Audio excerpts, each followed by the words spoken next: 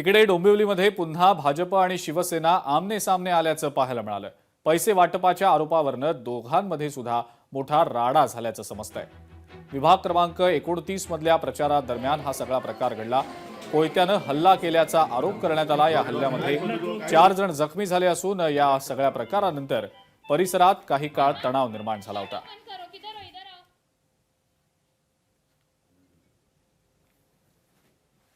पोलिसांना कडक कारवाई करावी अशी मागणी केली जाईल।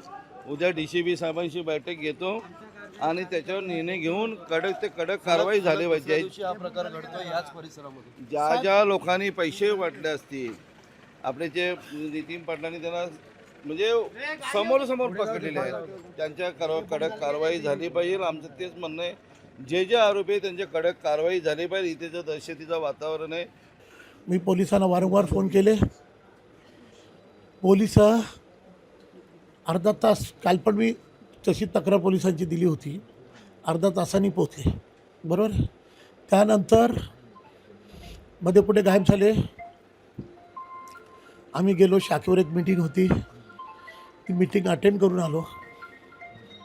नंतर आम्हाला समजलं की भगतवाडीमध्ये हे लोक पैसे वाटायला गेलेत।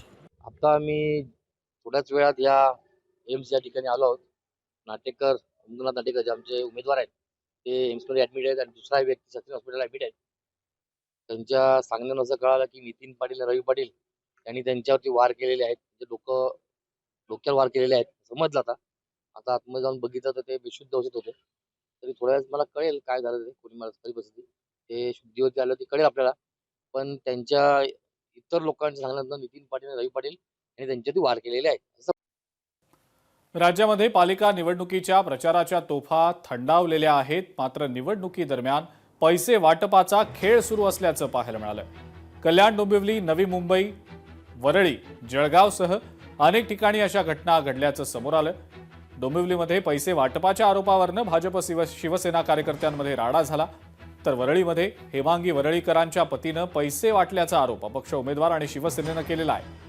तर दुसरीकडे राष्ट्रवादीचे नेते झिशान सिद्दीकी यांच्या पॅम्पलेटसोबत काही पैसे दिले गेल्याचा व्हिडिओ देखील समोर आला। मुंबईतल्या सेंट जॉर्ज हॉस्पिटलजवळ शिवसैनिकांनी पैसे वाटप करणारी गाडी पकडली। जळगावात सुद्धा पैसे वाटप करतानाचे व्हिडिओ व्हायरल झालेत। अपक्ष उमेदवारांनी जिल्हाधिकाऱ्यांकडे या संदर्भात लेखी तक्रार सुद्धा केलेली आहे। आम्ही बोगस किंवा दुबार मतदारांना फटकवू आणि जे पैसे वाटतायत तर भाजपच्या लोकांना शिंदेचे लोक ठोकतायत आणि शिंदेच्या लोकांना भाजपचे लोक ठोकतायत। आम्ही त्यांना सुपारी दिली आहे।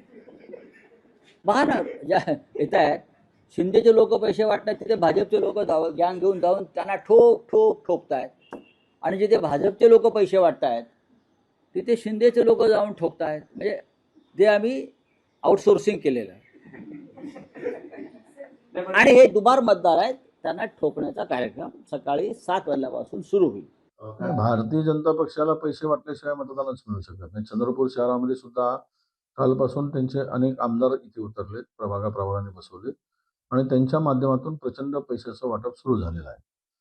मुंबईमध्ये तर 3-3 हजाराचे पाकिट वाटताना ज्या घरात पाकिट पडलं त्या महिलेनेच ते तिथं उघड केलं। म्हणजे भाजपाला पैसे वाटत असताना हा निवडणूक आयोग काय करतोय इतका खुलेआम? कुठे आहे यांची यंत्रणा? निवडणूक आयोगाची यंत्रणा कुठे आहे? हे काय गुलाम झाले आहेत काय भारतीय जनता पक्षाचे? लोकशाही मराठी ऐका, पहा, जागरूक रहा।